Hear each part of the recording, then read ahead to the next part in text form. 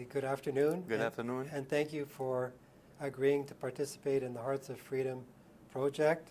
Your participation is very much appreciated. Thank you. Thank you. So I will begin by asking you your name, please. My name, Vong, V-O-N-G, Paspaporn. Yeah. Age. Yeah, it's not necessary to spell okay. it. It's okay. So let me begin by asking you where you were born, please. I was born in Laos, Savanakhet, Laos, or Okay. Republic Democratic Popular Laos now. Okay. Yeah. And where you were born, is it far from the capital of Laos? We quite far, Okay. about, let's say, 250K. Oh, okay. About 250K from Vientiane. Okay. All right. And do you have memories of when you were a child and an adolescent and a young adult in Laos? Can you talk about that, please? Yes, actually, as become an adult, most of my dream was dream of the young adult at that time when I went to school in high school. Yeah. They called it Lycée Savanakhet. Okay. Most of my dream is still there. Okay. And when you went to the lycée, should I assume that you were learning in French? French. Okay. Yes. Yeah. Most of our education language is in French. Yeah. And Lao is just one of the subjects. Okay. What was your father's occupation? He's a policeman. Oh, He's okay. a colonel at that time. Okay. And did your mother work? No, my No? mother is a housewife. Okay. Did you have several brothers and sisters? Yes, actually I have 3 brothers Okay. and 4 sisters, Okay. So there were 8 children. including me, 7. Oh, including you, 7. Yeah. Okay. And where were you in the order of birth of the children? I'm the second. The second. Okay. And was the child older than you, a brother, or? Yes, Okay. a brother is the elder. Okay. And so you went to school, obviously. You went to primary school. You went to the lycée. Did you remember doing anything else? Did you participate in any activities? Were you involved in sports or anything like that? In Laos, actually, we don't have much of the choice of sport. Okay. Only popular one is football, Okay. or we call it soccer here. Yes. And then basketball, volleyball. That's about that. Okay. Did you play in the sports? Oh yes. Oh yes. Yeah. Okay. And did you spend a lot of time with your fellow students? Did you have a lot of friends and? Yeah. At that time, as a lycée student, we have lots of friends, and our activity around sport, either be soccer or volleyball, basketball. Most of our friends is in that activity. Okay. Most of us, they like sport. Right. Nothing else. We have no money to buy, no money to spend around. Okay. And then only sport. Right. Okay. So you would have played the sports obviously when you were a child and an Yes, yeah. adolescent, and as a young adult, did you start to work when you were in your town, or? I actually most of my life been education. Oh. I never work during my stay in Laos. Okay. Only except that in 1978, in 1970, about 77, that I come back and then I work. Okay. Other than that, I was as a student. A student. And you told me that you spent time in France as well. Yes, after finished lycée, and then I went to France. Okay. And did you go by yourself? Yes, at that time I failed all the scholarship tests, okay. and then we have to go by ourselves. Okay. And Eh, many of our friends that doesn't have a scholarship, we go ourselves. Okay. And you would have been how old when you went to France? Do you remember? Really don't know exactly, but I can tell the year. I finished high school in 1973, Okay. baccalaureate day, that experimental baccalaureate, Okay. and then went to France, and then after that coming back in 78, Okay. and then I worked for telecommunication for one year. Okay. And when you came back to Laos, did you? I guess my question is, did you get married? Were you married before you left Laos? Yes, actually, my wife was at that time. My wife was a refugee. Oh. Okay. Refugee to go to France Okay. with her family, and then I met her, and then I take her and come with me, and then You met her in France? yeah, met her Okay. in France, and then come with me, and then we married in Laos. Okay. So this would have been probably in 78. 1978. Yes. Okay. Okay. And then, so by 1978, there was already a change in the regime in Laos at the Oh time. yes, Okay. changed in 1975. Right. So do you have any memories of what life was like during that period when you were still there? During the one year that I was been there, the life is kind of restructuring, administration, structural, everything. They try to fixing thing. Yes. When you fixing thing is broken, right? Mhm. They try to fix, and then everything is hard. Everything is scary. Right. And that is how I can picture that. Right. Okay. So it would have been a difficult time, a difficult period to Yes. live in Laos at the time. Yes. Because there was a change in government and there was an upheaval in the Oh yes. Everything in unstable. yes. Anything suspicious, that's it. Right. You don't want to be in that if you can avoid, right? Right. Yeah. Yeah. So there was always fear then of I'm assuming of the police or the Yeah. soldiers Yeah. or the Anybody, you at that time there is no trust. oh, There is no trust. You Right. fear anybody that not just the authority, right. even your friend and then your neighbor. Okay. They try to create that kind of atmosphere that Yes. that Okay. easy for them to control. Yes, of Yeah. course. Okay. So then at that point, or at some point, I guess you and your wife decided that you wanted to leave Laos. Yeah, and Okay. then we came back. We thought that we can help, right? As a intellectual individual, as like before we came, there's an official that go to France, and then they talk to us and give a speech, how is life, and then why we are needed back home. Yes. Not so that and then once we go back, and then we find that it's not what they it's not what they told us it's gonna be.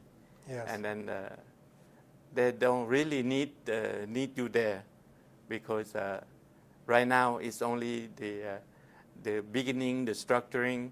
They don't need somebody that tell them no, it's not right, or something have to be this way, that way.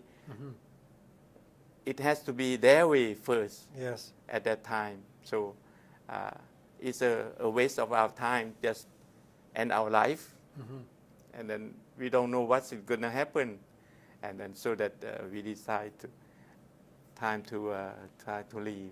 Right. So can you describe what the steps that you took to go through to leave Laos? Can you talk about that, please? Oh, it's kind of funny, and it, if someone don't tell, you probably how can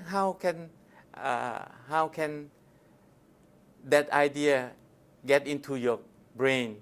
Like, for example, maybe we can swim across using our inner tube or something, and then you have there is no inner tube around. No. Okay, and then I asked friend of ours. He's kind of senior at the time. I call him brother, big brother. You know where I can get that inner tube? And then he said, why you need? I want to practice swimming. And right away they know that you have an idea of escaping. Right. But he just smiling. Yes. Because he's a cool guy. Okay. That's why I talked to him. And then we try to practicing. My wife doesn't know how to swim. Okay. We have friends that live on the border of a river bank. Yes. In the house. We go there and then we swim, and then our friends live there. We swim just like a kid, right? Yes. We swim, and then planning is that get my wife know how to swim. And then thing going on for a month or two, and then one of my friends, he happened to know someone that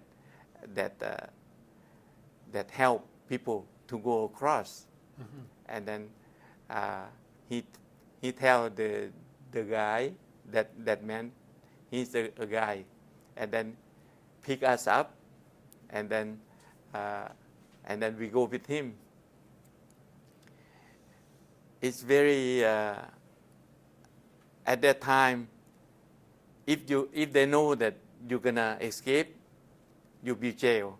You'll be jail. You be interrogated, and you will be interviewed all sort of things. Yes. Yeah. So very in secret. And then my wife and I still working, and then that man come to my workplace when I have workplace, and then he approached me and then tell me that who sent him. It's a friend that sent him and come talk to us, and then if we want to go with him. And then I said, yes, I want to go. And then at that time, I happened to be one of the member of the ping pong team in that, and then we're gonna have a ping pong tournament after work. Okay. That time is about 12 o'clock, and I'm preparing for the ping pong tournament. So I didn't tell anybody. I just tell my wife, and my wife and I, the office wasn't that far away, just about 2-3 blocks away. The same minister of Post and Telecommunication, not far from each other. I just come and tell her that we're gonna go. At that time, I don't have a motorbike, but I have bicycle. Okay. I have bicycle, and when he come, and then okay, let's go, sneak out, just like we go somewhere, and then we go out, and then me and my wife, my wife double with me, and then he has another bike, so we go, and then instead of going to the river bank, no, we go inland. Oh. So far away, so very far, and then so that river bank that is not, you have to know where is safe to cross, because if you don't know where, you're gonna get caught. Okay. So he take us riding maybe 2-3 hours riding bike somewhere way in back there instead of a river bank. Okay. When we go there and then get to the point that now that we're gonna go straight down to the river, so that at that point I don't know where.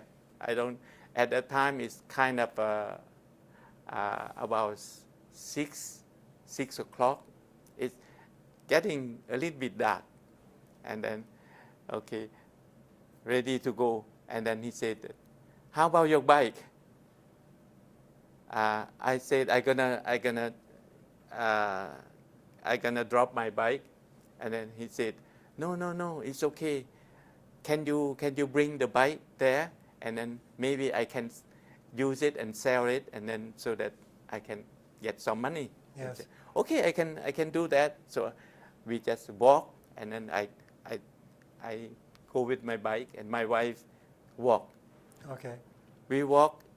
I don't know how long, but we walk quite fast paced walking. And then my wife also, she's very kind of scary situation. She walk fast. So we walk, and one point, and then close to where the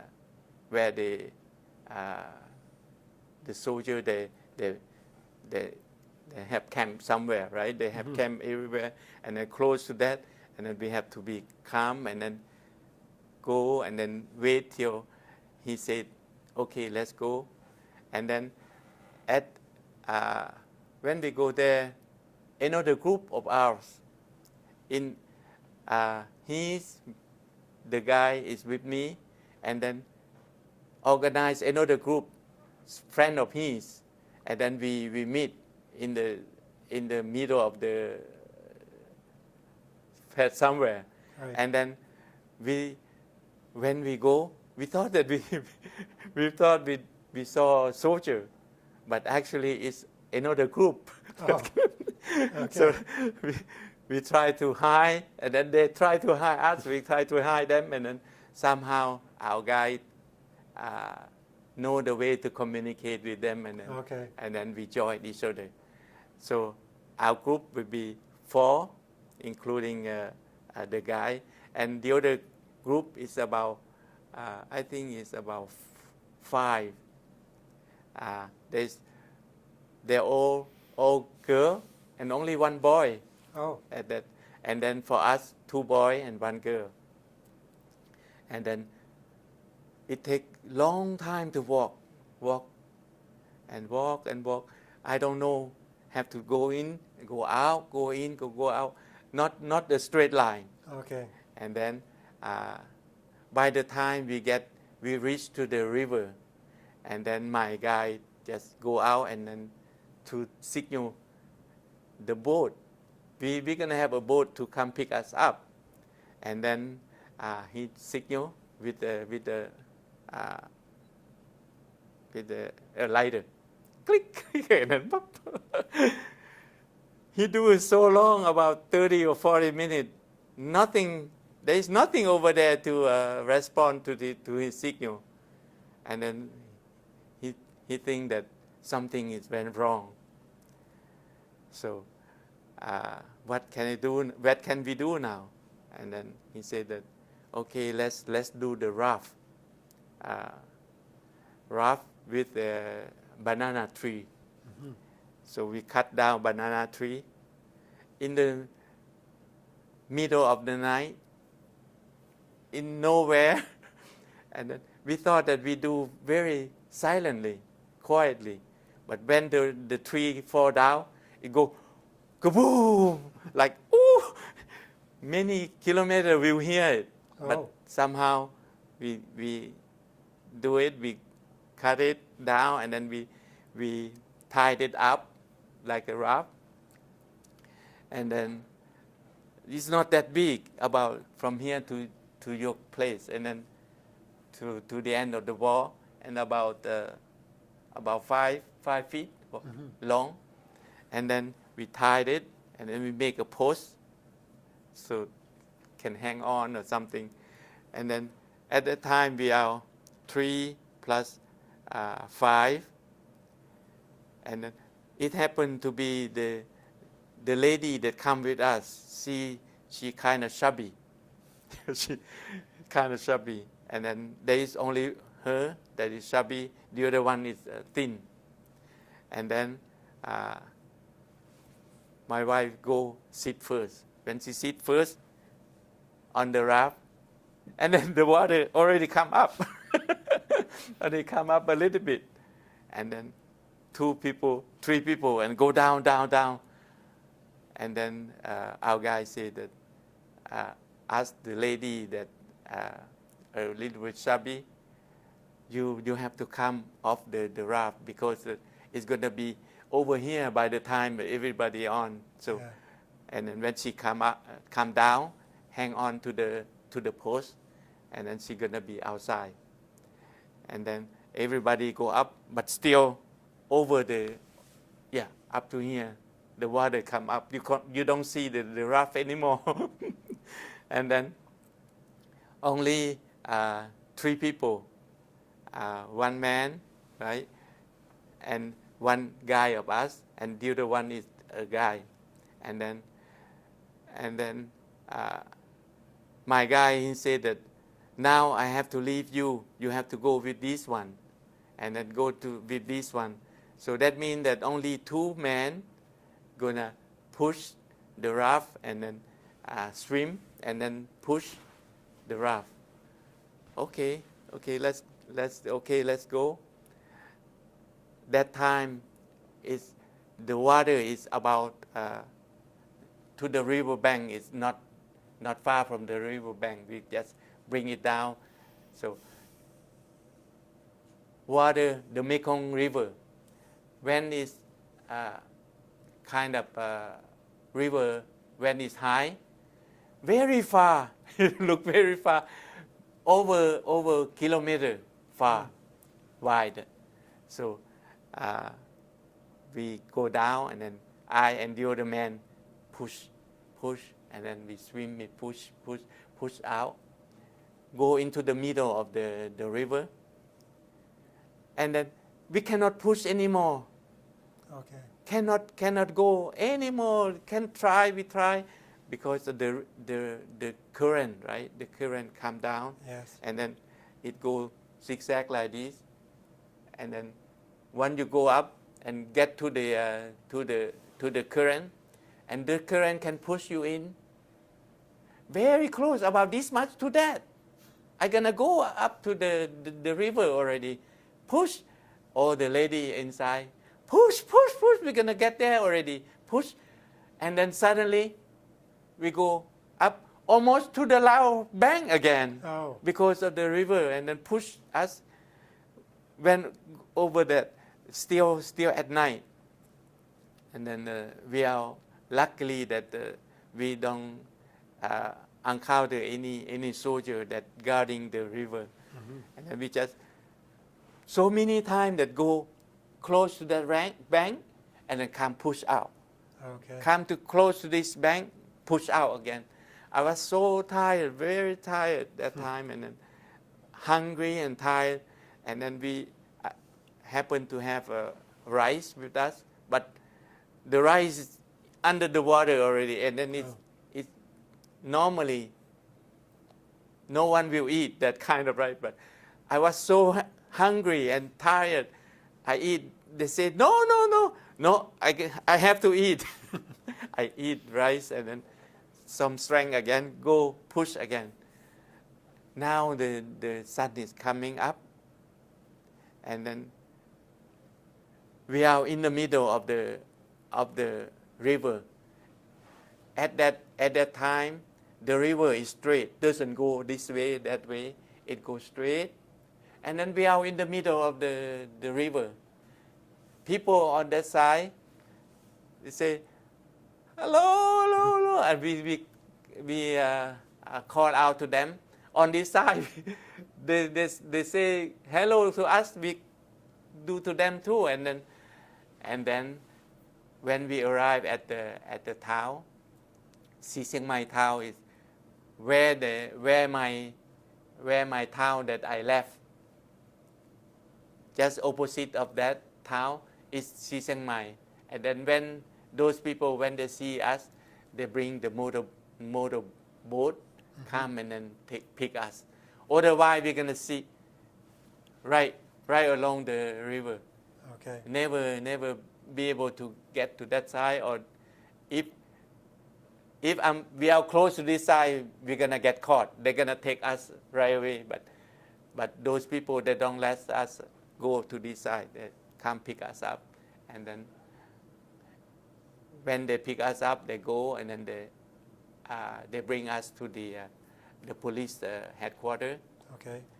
In the Thai, and then we stay there, and then we stay overnight, and then they send us to the temporary transit camp. Okay. Not the big camp yet. Okay. We have to go there, and then. Can I ask you? Yes. Who were the people that picked you up? Oh, the Thai people. They were Thai people. The Thai citizen. Okay. There's a good citizen, just come and pick us up, and then. They were on the over shore and they saw you. Yeah, they saw us. And they took the boat They to come pull out the to boat, pick come you up. pick us up, Okay. and then from there, some good Samaritan take us to the police Thai Okay. police headquarters, Okay. and then we stay there overnight, Okay. and then they question, and then all that, and then after we get the paperwork or whatever, and then they send us to the temporary. How did they send you to the temporary camp? Oh, once we get there, we have interview. We get all the paper, Yeah. and then there's the small truck. Okay. Small truck, the 4x4, and then from there they take us to the temporary transit camp. Okay. That temporary transit camp has one small building, and then it's about 70 meter wide, about 70 meter length, and then all enclosure, only one way out, and then that temporary camp supposed to receive or supposed to accept no more than 50, but at that time over 1,000. Wow. Over 1,000 people, yes. That's us including that. Everybody from the police station have to go there for the temporary transit. And after there, and then you will be interviewed again by the immigration official. Then you will be transit to the camp. Okay. To the refugee camp. To the refugee camp. Okay. Do you remember how long you were in the transit camp? Normally, people supposed to be there about a week. Okay. About a week after to process all the paper. But for us, after my wife been sitting in the river, and from about midnight until the morning, 6 or 7 in the morning, about 6 or 7 hours under the water.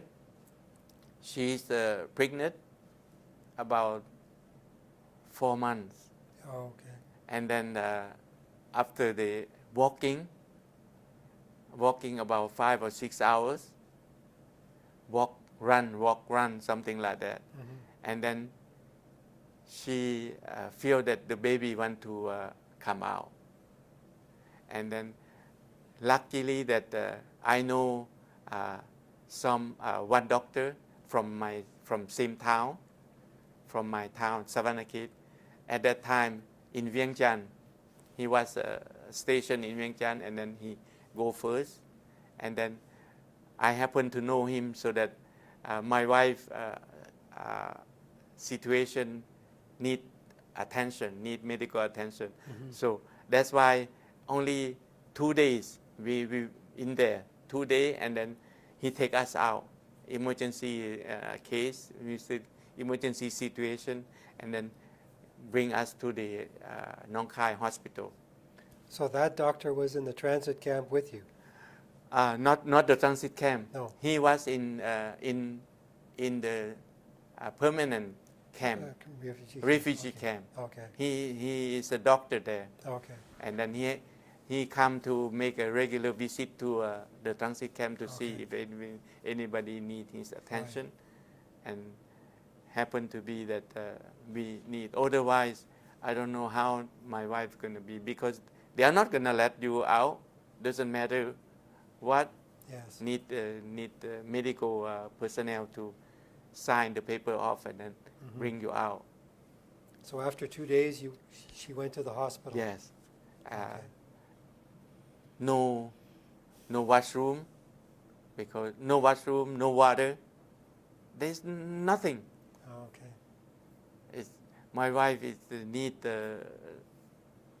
nothing. Is she need water. She need to clean. I cannot do anything to help. Right. So did you go to the hospital with your wife? Yes. Okay. Yeah. Luckily that I have to go with her. Otherwise, I'm not gonna stay behind. Yeah. So can you tell me about what happened at the hospital? Yes, in the hospital, she feel pain, right? She feel pain, and then they don't have modern equipment. Just nurse tending maybe small cut or something like that in the refugee camp hospital. There is nothing much, so she only take a painkiller, but after a day and tomorrow night, and then the baby come out, and then it's a boy, and then he's still breathing. Yeah, at that time he's still breathing, and then there's no incubator, nothing at all. Okay. Only maybe preliminary care only, not that kind of. Right. And then the doctor cannot do anything to help. So we lost the first baby. Oh. That was difficult. Yes, that's what experience that she still think of it, and then couldn't believe. So after your wife has recovered, I'm assuming you left the hospital. Oh yes, after she delivered, and then about a week, and then she gets strength, and then we have our relative that already have a room, and then so we move in with him. Okay. When you say you had a relative that you could move in with, Yeah. Where was your relative? In the camp. In the refugee camp? In the permanent refugee camp. And do you remember what the name of that camp was? Nong Khai camp. Nong Khai. That's okay. a Nong Khai camp. Okay. So when you arrive in the refugee camp, do you have memories of what it was like there? Actually, in Nong Khai camp, we stay only about a month or so. We stay there. This Nong Khai camp is very strict. You cannot go out. You cannot let's say that if you want to go out, you have to pay. Oh, You have to buy ticket to go out. But and we also have a relative in Ubon camp, where her brother and sister, more of her relative there. In Nong Khai camp, relative is almost on my side, okay. and then only the uncle and auntie, and then over there is a brother and sister. So that for her, she's the elder sister, and then over there they need her. We have to take a chance to go over there. If you get caught, you pay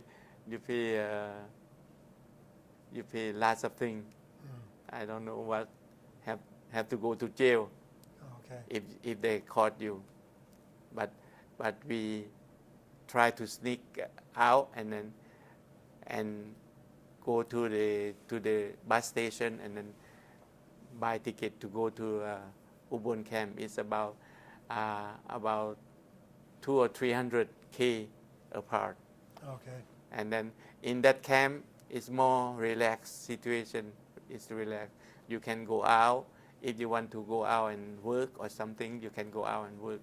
Or if you want just to walk around outside, they allow you. But in Nong Khai, no, you cannot do that. Okay. In Ubon, you can. And that's why we take a chance to go there, and then in a way help your brother and sister out, and then she need more over there. So you and your wife managed to go to Ubon? Yes, yeah, without camp. any accident. Okay. It's the story at that time is that she tried to mingling to be the local female knitting. Most of that time is the Thai people, they like to knit, the knitting. So she knitting at that time, and then I read newspaper, try to read newspaper, Thai newspaper, and then I was lucky that wasn't dragged out of the bus, and Right. then we arrived in Ubon safely. Okay. That's very much, the level of life is. Right. So I will assume then that you spent much more time in the Ubon camp than the Nong Khai. Yes, yeah. Okay. Yeah. Do you remember how long you were in the Ubon camp? About 7 months. About Okay. 7 months. During the 7 months, I volunteer as a paramedic. Go and take a training course to be a paramedic. Take in Bangkok. Okay. Me and my wife, we both go to Bangkok, and then take a training to be a paramedic in the Ubon camp. Okay. And we kill the time by volunteer our time at the medic care center. Okay. So you become paramedics and then you help out in the Yes, Ubon camp. yeah, help out Okay. with the vaccination, with the go out and talk to about health Yes. situation. What were the conditions like in the Ubon camp? Was there a place to sleep? Was there food on a regular basis? Mm. What were the sanitary conditions like? What was everything like? I was lucky after when we were there. I stayed with with our relative, right, in the house, in our relative, and after we got the training, we come and serve in the hospital, campus hospital, and then we asked for a piece of land so that we can build a hut. Besides the volunteering in the hospital, I teach English, part-time, about 4 or 5 students, and then so that I can have money to buy material to build a house. And then we build a house so that we have our own house. And life wasn't that bad at that time. Time passed fast. From 8 until 3, and then most of the time everybody is free, and they have activity, sport activity. You can watch soccer, you can watch the volleyball, and all time go very fast. And then at night you teach, and then come home. That's all day. Things running just like a routine. Mm-hmm. That time I know you're going to be there. At time I know we're going to be in that, doing this, doing that. Mm-hmm. And wasn't that bad. Okay. Food is okay. Food is, my wife is a good cook. And then the vegetable, we get the vegetable that grow wild in the pond.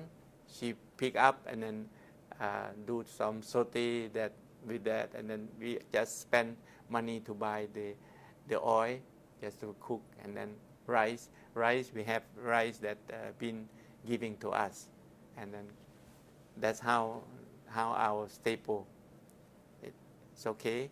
Mm-hmm. Don't have much, but we survive. Okay.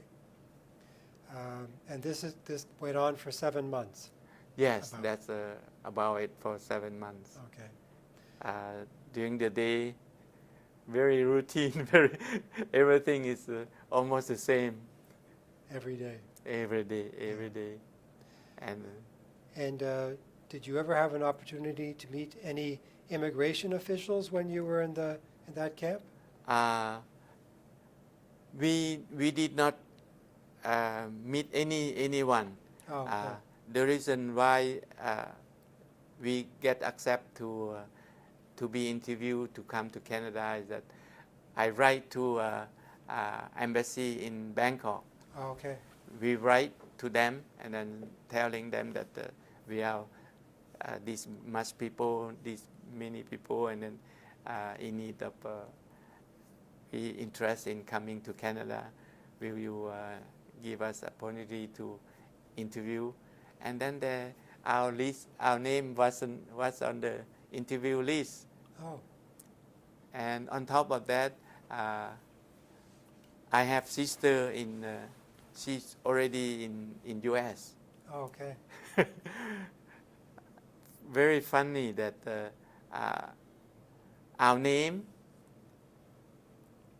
gonna go to the US. My sister submit our name to come to US, but official cannot find us. One time I was in Nong Khai, right? He was looking, cannot find me because I'm not there. And then when I come to Ubon, and then Canada accept me, so I cannot help you. He said, okay, it's okay, I'm fine, and then get accepted to come to Canada. So you were accepted in the Ubon camp In Ubon camp. by the Canadian officials? Yes. Okay. Instead of, if I'm staying in Nong Khai, I will be interviewed by the US. Right. Because he was looking for me. I couldn't find you. Couldn't find me. Okay. So that means that after the 7 months that you were in the Ubon camp, you had been accepted by Canada, so you left, and where did you go after that? When we left Ubon camp, we come to transit, or another transit camp in Bangkok. Okay. In the Bangkok, in there, you will be interview, and then you will be medical check. Okay. If you pass, then you will be on the next available Flight. flight. Yes. Okay. But let's say that one of my brother, let's say my wife brother, he got some how do you say difficulty or problem with his lunch, and then he will stay there. So only me and my wife that come at that time. Me and my wife, but one brother, he's still in the transit in Bangkok. Okay. Sister that come with us at that time. Okay, let's see. 1, 2, 3. 3 people, including 3 people, 3 brother and sister, and then my wife and me that come together. The 3 brothers and sisters, they Yes. were the brothers and sisters, your brothers and sisters, or My your wife's brother. My Okay. wife's brother. Okay. So, how long were you in the temporary transit camp in Bangkok before you left to go to Canada? Okay, for us, for the 6, for the 4, 3, 4, 5, for the 5 lucky number, we can come first. Oh. And then for him, he has to go treatment, and then it takes some time for him, but we can come. It takes only, if I remember correctly, about a week. Okay. About a week in that transit camp. So after a week, you leave to go to the airport? Yes, we leave to go to the airport. And how did you go, by bus? Or? Yes, by Okay. bus. Most of the time when we been transported from Ubon camp by bus, and from the transit camp to airport is by bus. Okay. So you arrive at the At airport, the airport, and you boarded the plane Yeah. to Canada. and then that plane is own refugee at that time. I think it's that only us that come together at that time. Only refugee from either from Ubon camp or Nong Khai camp. I remember that only Lao people, no other nationality that come at that time. Okay. And we land in Montreal. Do you have some idea how many people would have been in the plane? I think around 2 something. Right, 200 Yeah, and yeah. something. Okay. I think that time it was a Boeing 707. Okay. So about that. And so you fly to Canada. So fly to Canada. And where did you land? Land in Laval Laval? military airport. Okay. In Quebec, in the Quebec. province of Quebec. Yes.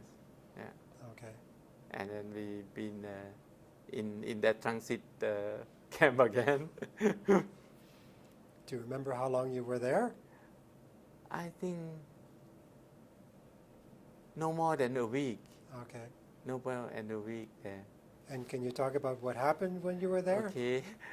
When we came, land, right, and then we have some interpreter that come with, and then take us to the military base, and then we stay there, and then they give us the winter clothing, and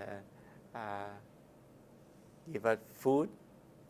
Very good food. That's the first our first good meal. Okay. Yeah, our first good meal that time. And we eat a lot of apple because we don't have apple back home. And when you arrived there, were you able to speak French? Because I assume that The people you dealt with there were French speaking? I don't know what language we speak. I think we speak Lao because Lao. we Because there were yeah, interpreters. interpreter already. So Okay. why bother to speak? Okay. And then we just talk through them, and then Yeah. So after that week, then you left again. yes, and then we Yeah. left again, and then we go to we land in Windsor. Windsor, Yeah, we land in Windsor, Ontario. Ontario. But the town that we're gonna leave is Leamington, Ontario. But we land from Quebec, from Laval, go to Windsor, and then from Windsor, our sponsor come and then pick us up Okay. there. So your sponsors were Private sponsor. private sponsors. They are Christian. Okay. And can you tell me how did that happen? What they came and met with you at the Yes. airport? At the airport, they come and they come with the warm clothing, and then come to meet us, greet us, and then take us to the house that they rented for us. Okay. And what time of the year was this? I think that time is November. Okay. So it was cold. Quite cold, but not very cold. Okay. Quite just pick up to get cold. Okay. So they bring you to a house that they Yes. rented for you, Yes. and it's all prepared. Yeah, they all the fridge there is food, and they're greeting us, and then this is you're gonna live here for. And it was the five of you that stayed at the house? The house, my mother is already in Leamington already. Oh. My mother, yeah. Okay. My mother, but for the house, it's for the brother and sister. They bring the sponsor bring to that house. But in the same property, there is a big house. My mom stayed there already. She came first, Okay. and then the smaller house is for my brother and sister. My Okay. wife, brother and sister. Okay. And you stayed with? Yeah, I stay with the family. My mom, my Okay. wife stayed with me Okay. in the bigger house. Okay, with your mother. Yeah, with my mother. Where was your father? My father, she's a colonel police, right? Mhm. She was in training camp. Oh. It's a kind of a political training camp, Okay. and then Still in Laos. still in Laos at that Okay. time. Yeah, Okay. only my mom is coming first. So can you tell me about what your experience was like for the first few weeks that you arrived in Canada? Yeah, first few weeks. Did you have a chance, for example, to start learning English, or? My English is okay. Oh, it was okay. For me, no problem. What English about or your French. wife? My wife, at that time, she know a little bit, but not much. Okay. We talk Lao at home. Okay. So what happened in the next weeks when you Okay. Once we Yeah. arrive, our sponsor give us some time to adjust. were? Mhm.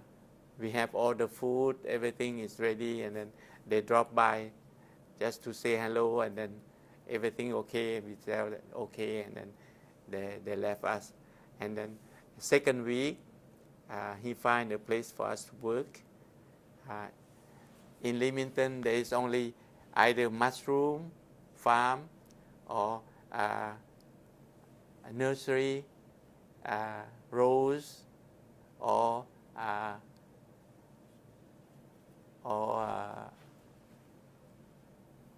orchard for the apple. Mm-hmm. or tomato. But tomato normally they don't need much of help. Only we come in winter time, so that time is not available for us. Right. So the second week we have a work at the rose garden, Okay. at the nursery, rose nursery. Right. Me and my wife, and close by to our house. And so eventually, what happened? Did you find employment? Yes, yeah. My sponsor already arranged with talk with the owner, and then second week we just go there and work right away. Okay. We just go there, and then they teach us, train us how to nurture the rose, and then how to cut the rose. My wife is doing the packing. Okay. And how old would you have been by then, by the time you arrived in Canada? Do you remember? I really You don't remember? don't Okay. really don't really Okay. pay attention to that, Okay. to my age that time. Okay. Still young, was young. I was Okay. young. Right. Yeah. So did you or your wife ever take formal English classes, or? For English class per se, I didn't take. No. But What? for training, vocational training, Mhm. I had. Okay. My wife, she don't, only she watch TV, and then she learned from TV. She learned how to speak English from watching TV. Yes. Okay. Did you and your wife have children at some time? We decide to have a second baby Mm-hmm. once our name is on for the next batch. Mm-hmm. We're gonna go to the next batch, so we planning to have a baby. Okay. And then we had it successfully. She's pregnant when we come. Okay. When we come to Canada. Okay. And what was your child, a boy or a girl? Our second one is a girl. Okay. And then in 1979 we arrived in November, and then about in 1980, and then we get our first daughter. Okay. How long did you live in Ontario, in that part of Ontario? I stayed there working, I think 1 year. Okay. After a year, and then we try to move west. Okay. At that time, there's a oil boom, Mm-hmm. Alberta. Mm-hmm. We thought of, okay, we are gonna go to Alberta, because one of my wife's sister, she already moved to Alberta at that time, and then, okay, we're gonna go Alberta, Mm-hmm. and then we go, but we get to Winnipeg, and we have a friend in Winnipeg. Okay. We stay with them, and then, why don't you stay in Winnipeg if you want to go to school? Some people can help you get to Okay. go to school. Okay. And then, okay, I'll try. And then I know a friend that knows some friend, and then I get the training. Okay. A training, but not in Winnipeg. First, I get a training in Selkirk, Manitoba. Okay. Drive there every day, drive for training. At that time, trained to be a welder. A welder. A welder. Okay. Yeah. First training a welder, and then go there, and then after training there, finish that, and then go to counselor, ask him if I can get to Red River, train at Red River to be a certificate welder, and then agree, and then send me to Red River, and then I get to train to be a welder in Red River, get certificate welding. Mhm. Did your wife work? Yes, Also? my wife worked in the garment industry at that time. Okay. That time it's only garment industry or cabinet maker Okay. factory that hiring at that time. So if she worked in the garment industry, she was Yeah. sewing, I assume? Yes, she was taking care of the how you say for the loom, Mhm. the fabric Oh, yes. yarn, and Right, then, right.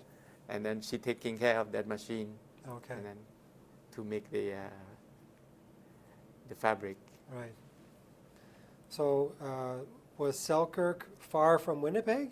No, No? about 25-minute drive. Oh, by drive. Okay. Yeah, 25-minute drive. Okay. So did you have other children after your daughter? Yes, we have 3 children, Mm-hmm. two older daughter and 1 younger boy. Okay. And are they young adults now? Yes, they are Okay. middle adults already now. And they're on their own, I'm assuming. Yes, yeah. Okay. Okay. So you managed to finally leave Laos, go and you stayed in the refugee camp, and that period was about a year, I'm guessing. Yes, yeah, overall about a year. Yeah. That is lucky. Yes. Lucky person that you spend about that much. Right. Some people 10 years still. Yes. Yeah, some people still have to stay there 10 years because they don't know how to do, nobody to help them, Yeah. and then they don't know the language, Mm-hmm. don't know how to write, Mm-hmm. read, and then that kind of thing. Yeah. And then finally you arrive in Canada, you settled temporarily in Ontario, Mhm. and then finally settled in Winnipeg. Yes, Okay. in the late 1980. 87, 86, 1986, yeah. Okay. I moved to Winnipeg. Thought of going west, but You stopped there. yeah, never go anywhere. So in the years when you were in Winnipeg, were you able to associate with other Laotians in the city? Yes, once we here, at that time, there are not many. In 1980, in about 1980 something, Mm-hmm. wasn't many. So we try to get together and ride the bus to see each other, and then Mm-hmm. try to mingling. Yes. And you had the chance to do it? Yes, yeah, Okay. yeah. Good. Was there ever any kind of Laotian association formed in Winnipeg? Yes, after not long after that, we have our first association, Lao Association in Manitoba, Okay. created. And were you a part of it? I'm new, Okay. yeah. But old timer, they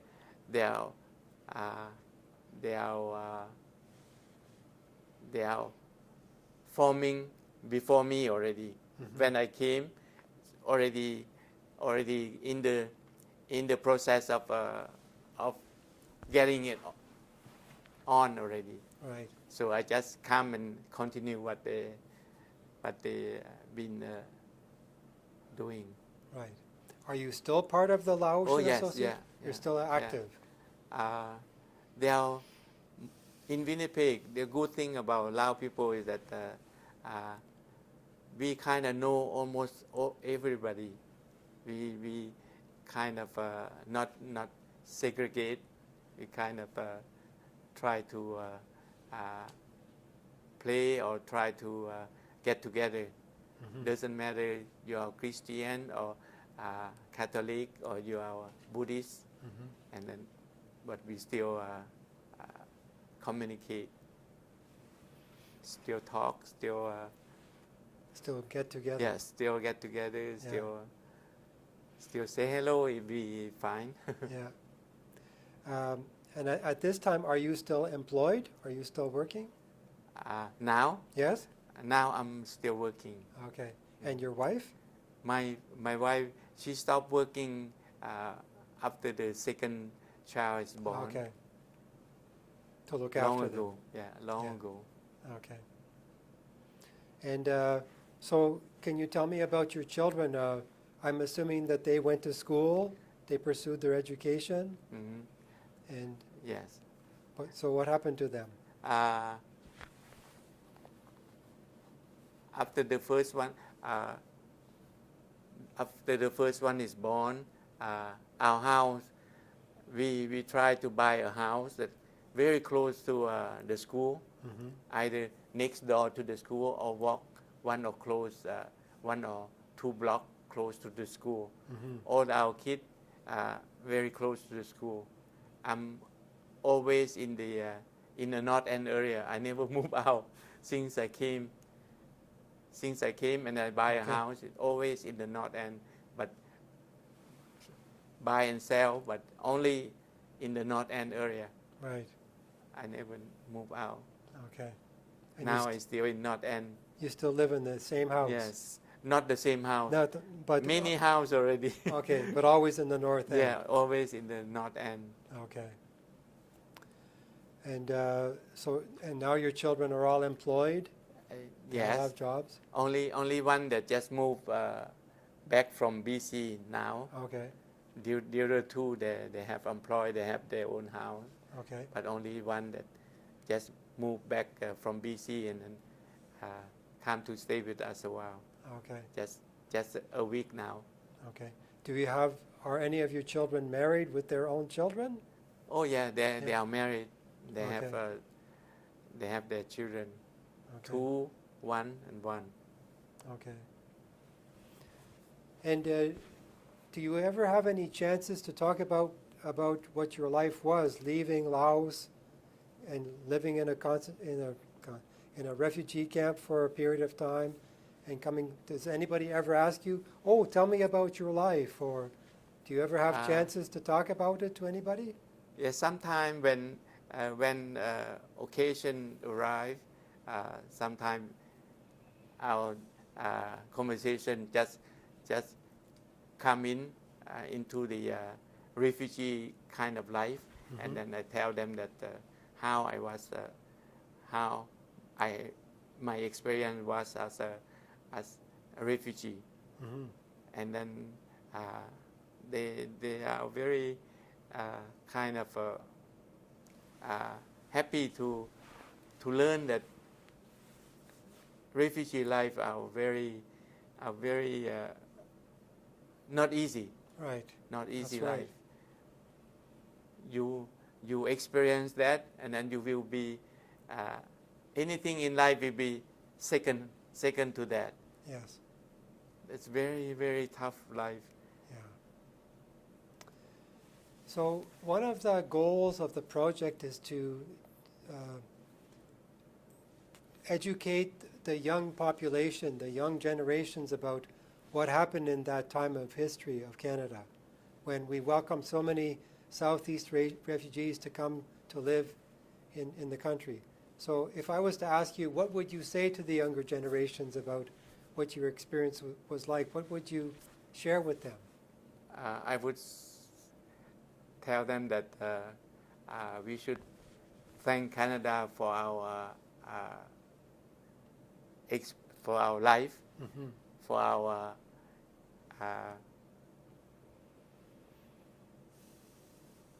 thing that other people want to have, want to get, like freedom, like choices, opportunity, all that. It's happened here. But once you're here, you should take that opportunity, strive. Anything that doesn't come easy, anything that difficult, that is the best if you succeed. Mm-hmm. Something like that, they have to know that back home, you don't know where your thing gonna be. Mm-hmm. You have no choice. Here you have everything. You have education, you have support, you have medical. You should not leave it pass. You Mm-hmm. just take it, enjoy it, and then make it better. Yes. That only advice that I will leave on, that take that opportunity and make it better. And Yes. then this is it's there. You have to take it, Yeah. make it better. It's for all of us. You better, everybody gonna be better. Your Mhm. family, your friend, Your community. your community, Yeah. your country. Yeah. You succeed, everybody succeed. Yeah. Great. Okay. Thank you very much. Yes, thank you Very good. for giving me a chance. Oh, Yeah. you're very welcome.